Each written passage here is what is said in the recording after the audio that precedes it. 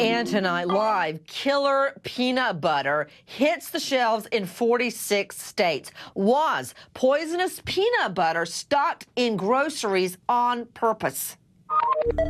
714 people in 46 states were infected. The problem was a Salmonella outbreak. In this container are products that have your ingredients in them. Do either of you be willing to take the lid off and eat any of these products now? Yeah, I'm not eating it. I am not getting near it. To Dan O'Donnell, anchor WISN. Dan, thank you for being with us.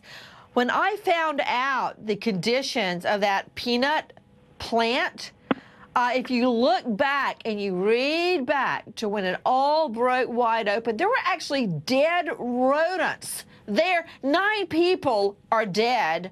There are hundreds of people ill, and there may be more victims that we don't know about that were traced back, that were never traced back to the peanuts and the peanut butter. Dan, what happened? Well, as you said, Nancy, this is a massive outbreak. At least 714 people sickened across 46 states, and that's just the ones that we know of, all traced back to this plant in Blakely, Georgia, that, as you said, was absolutely disgusting. Mold, roaches, rodents, dirty equipment, bird droppings, a leaky roof, holes big enough to allow larger animals inside. There was a failure to separate raw and cooked products, and the government was able to demonstrate that the owner of this company, PCA, actually knew that he was shipping tainted peanut butter. Okay, Michael Christian, I've read a lot about this and researched. I mean, this thing has gone to trial. Isn't it true that there are emails in which the owner of the plant, who did not go out and murder people, like with a knife or a gun, but evidence that he knew this was contaminated, this was poison, and sent it out anyway? That's true, Nancy. There are records that indicate that some of the food that was shipped by the peanut company had tests to determine that it had salmonella. Those tests were positive, but they shipped it anyway with falsification, and some other batches that had never been tested at all got shipped with fake lab records indicating that the screenings were negative. At one point, he told managers to, quote, turn them loose, and in another email, he wrote, just ship it. With me, assistant professor from NYU School of Medicine, Dr. Devi Nampiaparampil.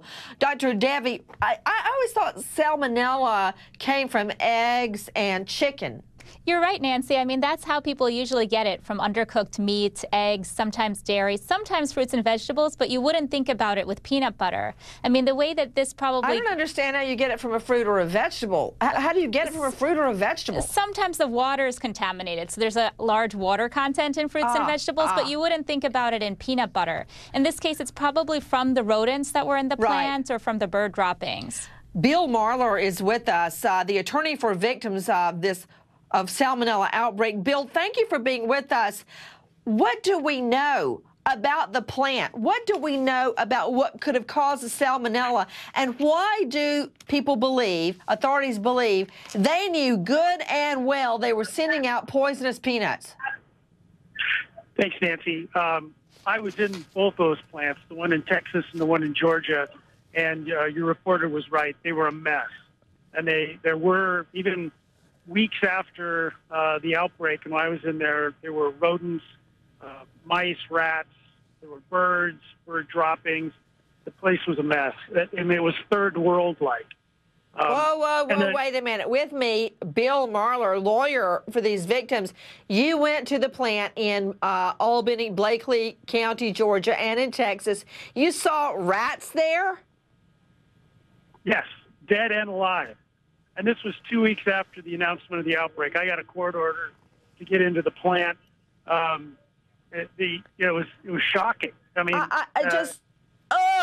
Bill Marler, you had to get a court order. No way were they going to let you walk through the front door. All right, Bill Marler. And you said you saw dead rats? They turned off dead rats, and they turned the air conditioning off just to make it difficult for us. But yeah, so be it. But you know, the prosecutors did a marvelous job of pressing this.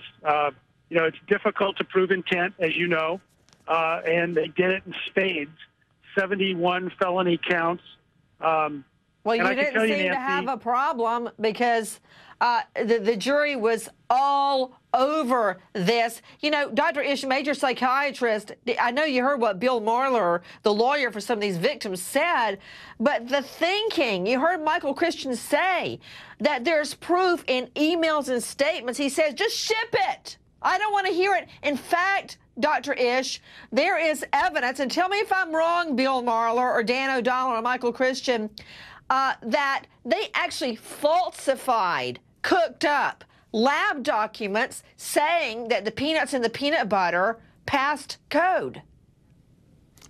Yeah, Nancy, you can't play chicken with other people's lives and expect not to get caught. This sounds like the height of narcissism. The thought process is, I'm smarter, I won't get caught, I'm special, so the normal rules don't apply to me. Well, the answer is, we're all special, and the rules apply to all of us. And so this may be too late to help this guy behind bars with the inadequate help he's going to get there, but it should serve as a warning for everybody else out there of what to happen when you do that type of thing.